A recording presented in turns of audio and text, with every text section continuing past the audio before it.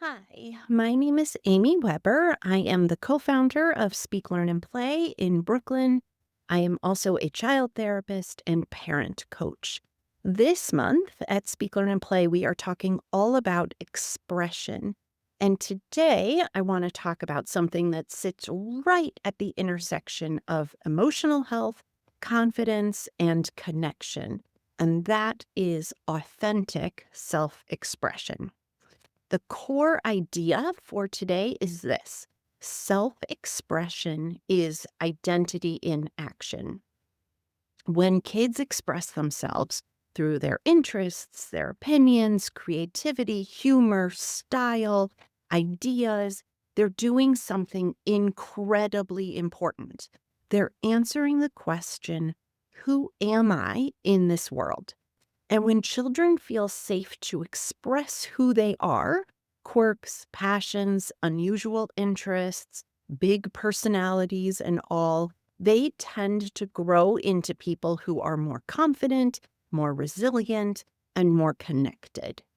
But many parents wonder, how do I support my child's individuality while also helping them navigate the social world? So, I am going to explore encouraging individuality and self expression, how autonomy and choice build confidence, supporting kids as they develop advocacy skills, and the art of parenting that many of us are still mastering: when to step in and when to step back. So let's dive in. Encouraging individuality while also teaching social awareness. Every child has their own way of moving through the world.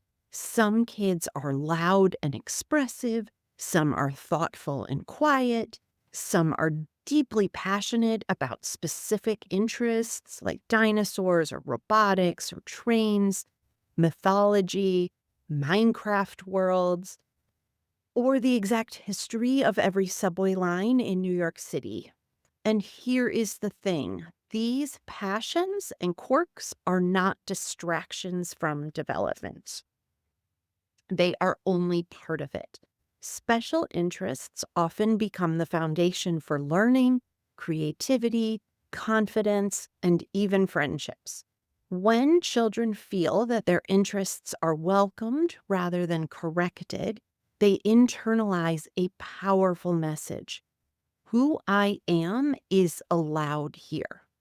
At the same time, kids need support learning social awareness, not in a way that says be someone else, but in a way that helps them to notice how others feel, when to take turns in conversation, and how different environments have different expectations. A helpful way to frame this for kids is: you don't have to hide who you are, but it helps to notice the room you're in. In other words, we are not asking kids to erase themselves, we're helping them develop the skill of flexible expression. So, how do autonomy and choice build confidence? This is an important piece of authentic expression, right? Autonomy is where kids develop a strong sense of self when they get to make meaningful choices, not big life choices, but everyday choices. Things like choosing their clothes, decorating their space, picking hobbies or activities, deciding how to approach a project, having input in family decisions. When children experience autonomy, they learn my ideas matter, and that belief becomes the foundation for confidence. This is especially important for neurodivergent kids who often experience environments where they're corrected, redirected, and coached frequently. Providing opportunities for choice restores balance. It says you are not just someone to be managed, you are someone whose voice matters. Even small choices, help children practice expressing preferences, opinions, and ideas. And that practice builds identity. So, how can we support advocacy skills? As kids grow, authentic self expression evolves into something even more powerful, and that is self advocacy. Self advocacy means being able to say things like, "This helps me learn," "I need a break," "That's too loud for me," "Can we try it this way?" For neurodivergent kids, especially, these skills can be life changing. But advocacy does not appear overnight. It develops through practice. Parents can help by modeling and coaching language like, "You can tell your teacher that sitting near the window helps you focus."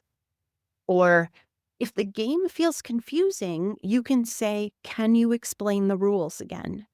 When adults treat children's needs as legitimate and worth expressing, kids begin to internalize, "My needs are real and it's okay to communicate them." And that belief builds lifelong resilience. So, when do you step in and when do you step back? Supporting authentic expression doesn't mean removing all guidance. Parenting often involves a delicate balance between protection and independence. Sometimes our job is to step in. We always step in when safety is at risk, behavior harms others, or a child truly needs support navigating a situation. But many other times, our job is to step back. This allows kids to experiment, to let them try ideas, make small mistakes, and discover who they are through experience. It can help to ask ourselves a simple question: Is this moment about safety or identity? If it is about safety, we step in. If it is about identity, how they dress, what they love, how they express themselves, we often step back and allow space for growth. That space is where confidence grows. So, if there is one idea to carry with you from this workshop, it is that self expression is identity in action. When children feel safe to share their passions, quirks, ideas, and perspectives, they aren't just expressing themselves, they're building a sense of who they are. And when parents create homes where individuality is welcomed while still guiding kids towards empathy and awareness, children grow into people who feel both authentic and connected. They learn something incredibly important: I can be myself and belong. Thank you so much for being here and for supporting the children in your life as they discover and share their unique voices. See you soon.